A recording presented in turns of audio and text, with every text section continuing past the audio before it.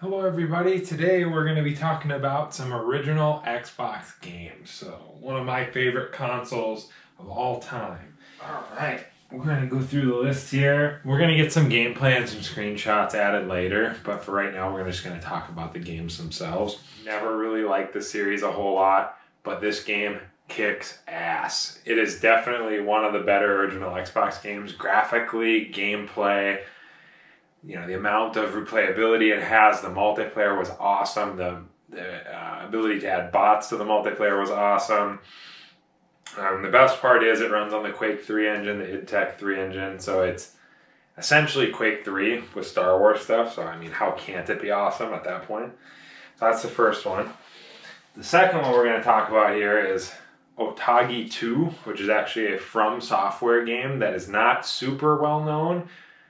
Among the original Xbox collectors and game people, I would say it's well known, but to the average mainstream gamer, it's not a super well known game. But this game's awesome. It's more of a hack and slash game, but the one thing that's very cool about it is it has fully destructible environments with real-time physics rendering, which is something that kind of came in to be commonplace around 2003, 2004, 2005, but on the original Xbox, this game definitely looks very impressive, and it doesn't run extremely well, but it is a very impressive looking game nonetheless. So this is one to definitely check out if you need something else on your original Xbox. It's pretty cheap too still. It's 10, 15 bucks. The third game we're going to talk about here is Half-Life 2, and that goes without saying. This is one of the greatest games ever made, blah, blah, blah, blah. You can say whatever you want about it.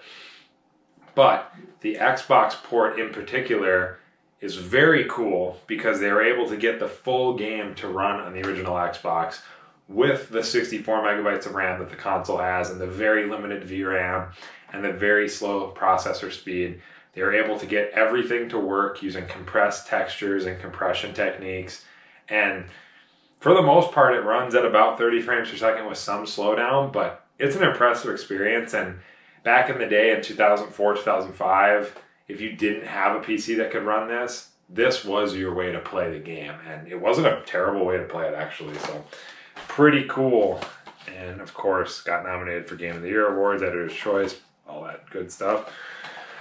All right, fourth game we're going to talk about here is NASCAR Heat 2002. So I'm actually a big NASCAR fan. It's weird being a nerd, you wouldn't think so, but this NASCAR game is awesome. It was actually a launch title for the system, but it looks great even to this day. It was developed by Monster Games, which is actually right up the street from my house. It's about 20 minutes away, the development studio, and it really is very realistic, lots of settings, full flag options. You can run the full field of 43 cars, which is pretty crazy.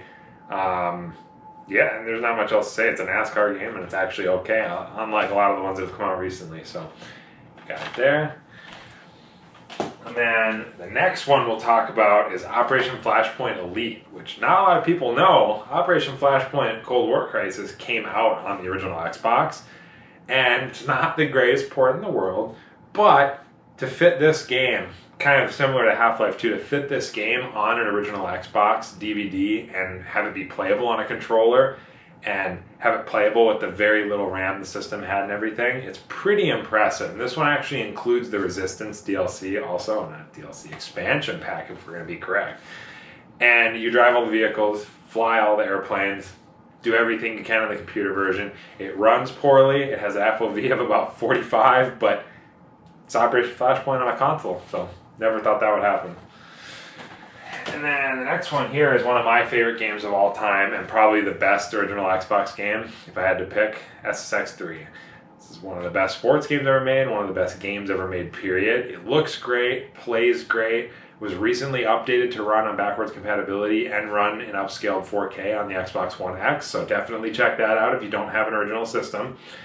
But it's just a great game. All the EA Sports big games were awesome. It's over the top. It's great. The music's great. What else do you say? You can ride the whole mountain. It's great.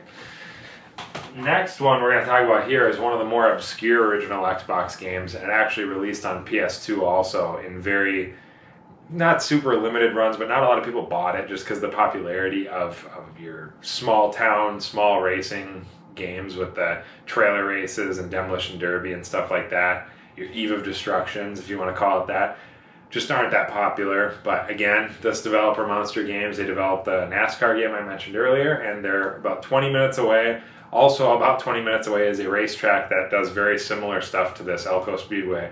So this is a great game. I grew up playing this. It's very fun with 2 players or even 4 players. It's a great multiplayer couch game. You do bus races, you can do, you name it, jump races. You can do a lot of stuff. So it's a great game, and it's one of the more expensive original Xbox games. This one will get you about $50 if you want a complete version. So very cool one. And the last one we're going to talk about here, and again, one of my favorite original Xbox games, is the Chronicles of Riddick: Escape from Butcher Bay. This is one of those games that I don't know how it ran on the original Xbox, and again, it has some slowdown, but it has normal maps, it has full physical based rendering, it has physics, it has some of the best stealth gameplay ever. It just has great stuff all around.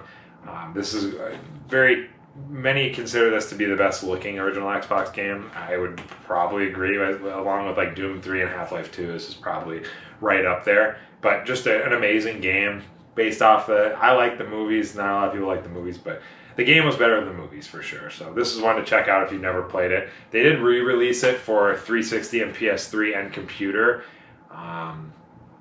That has a remastered version of the original game, and it has a new game, which is escaping my mind right now, but maybe I'll post it in the description.